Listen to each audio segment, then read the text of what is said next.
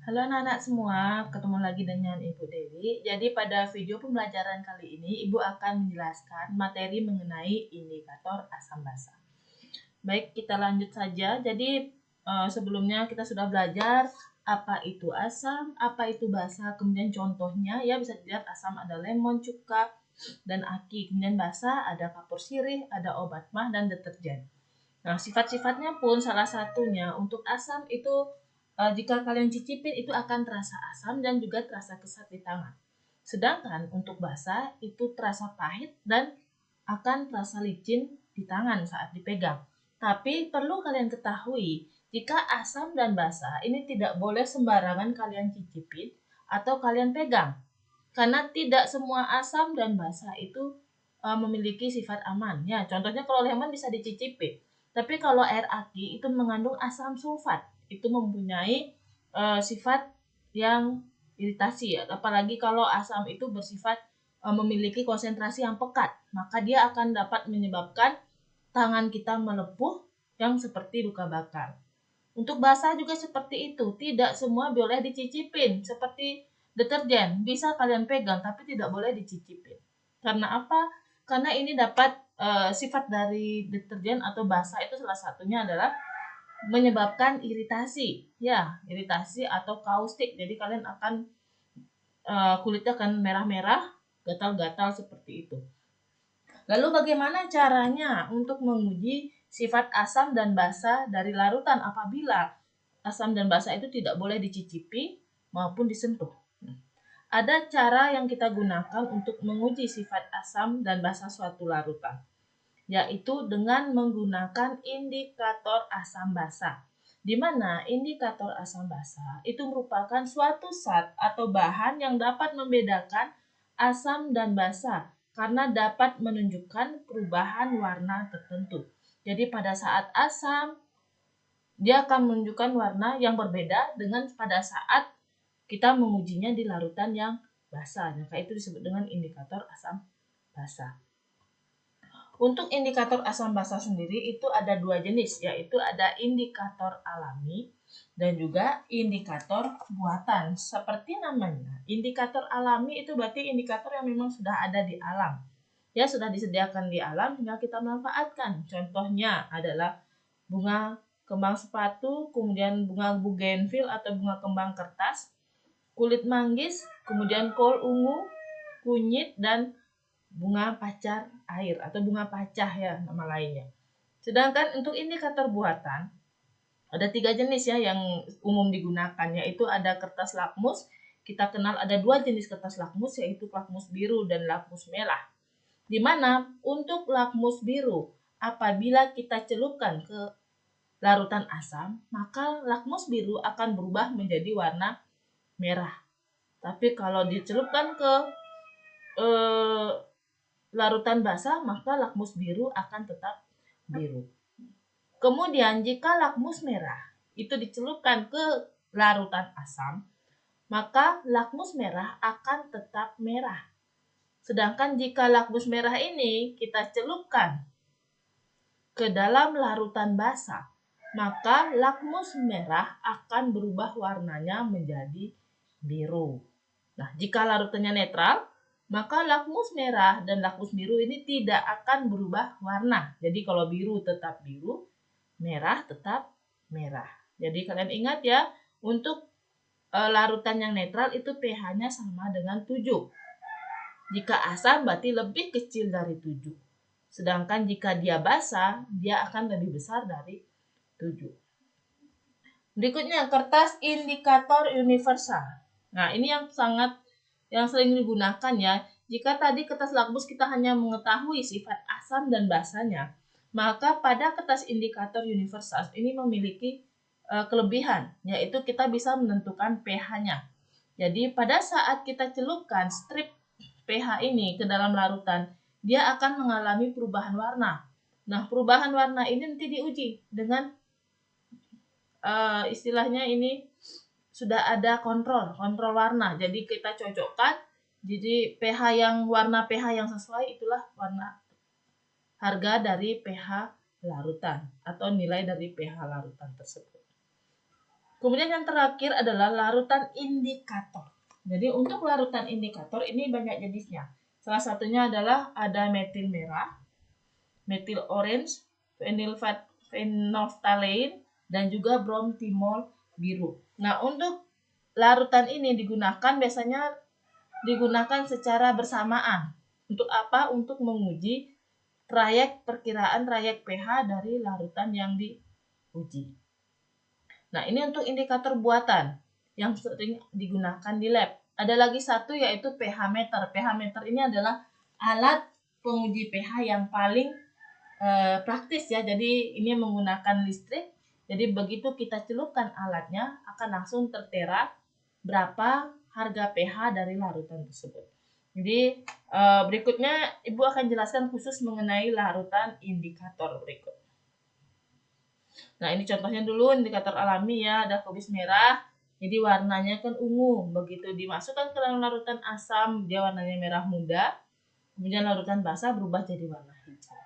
Kemudian kembang sepatu aslinya merah tua. Begitu dimasukkan larutan asam, dia warnanya merah. Begitu ke larutan basah, warnanya kuning. Bunga mawar merah muda, kalau asam dia tetap merah. Begitu ke basah, dia berubah warna menjadi hijau. Dia maya merah bisa dilihat. Sini kunyit yang paling mudah kita dapatkan karena di dapur pasti ada ya. Warna aslinya jingga tua atau orange. Begitu dalam larutan asam warnanya kuning, sedangkan pada larutan basah warnanya merah. Dan terakhir ada bunga geranium. Ada lagi bunga bit masih buah bit ya, maaf bukan bunga bit, buah bit juga bisa dipakai. Nah, ini contoh untuk larutan indikator, yaitu penentuan trayek pH. Misal, ini biar lebih mudah, kita akan jelaskan dengan menggunakan soal.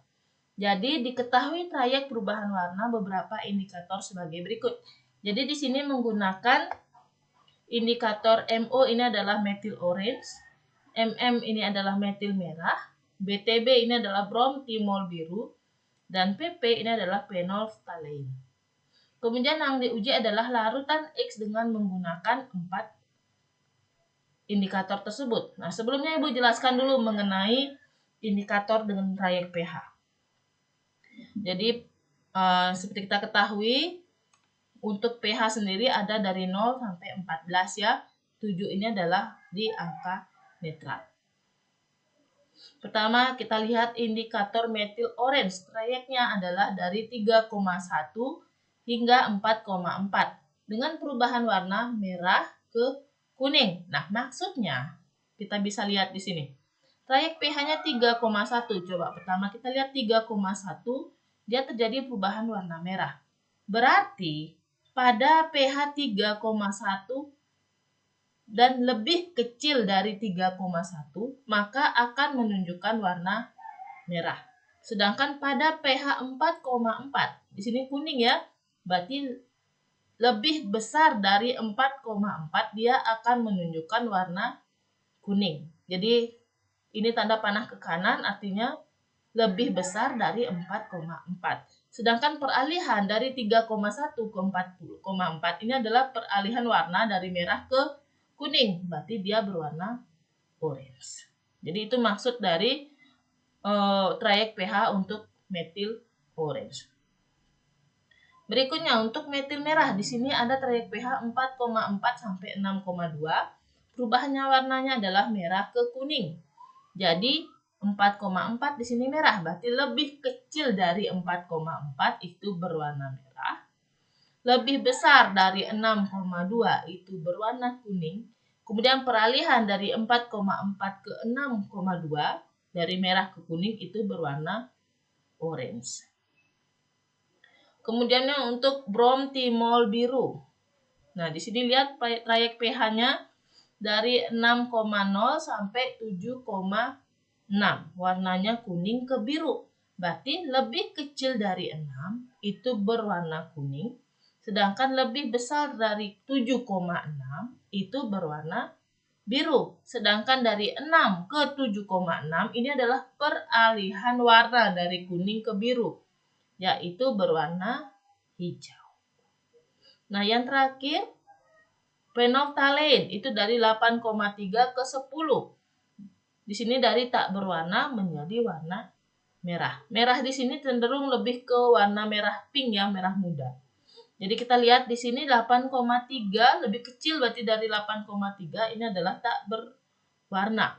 Sedangkan lebih besar dari 10 ini adalah berwarna merah. Jadi peralihan dari tak berwarna ke warna merah ini lebih ke bening. Jadi bisa kita lihat ada dua kemungkinan warna ya, dari tak berwarna hingga warna merah.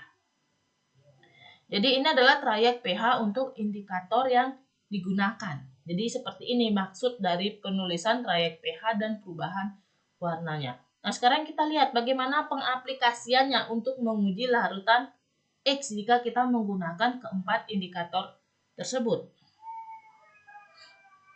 Pertama, kita lihat di sini. Larutan X jika diuji dengan indikator metil orange dan brom timol biru, maka dia berwarna kuning. Yang pertama kita lihat warnanya kuning, metil orange. Nah, ini kuning berarti apa? Kuning 4,4 berarti lebih besar dari 4,4. Di sini ya, kuning 4,4 lebih besar berarti kita bawa tanda panahnya ke kanan, lebih besar. Kemudian brom timol biru berwarna kuning. Ini brom timol biru, warnanya kuning di 6,0. Berarti dia lebih kecil dari 6,0. Berarti kita bawa ke ya dari 6,0 ya.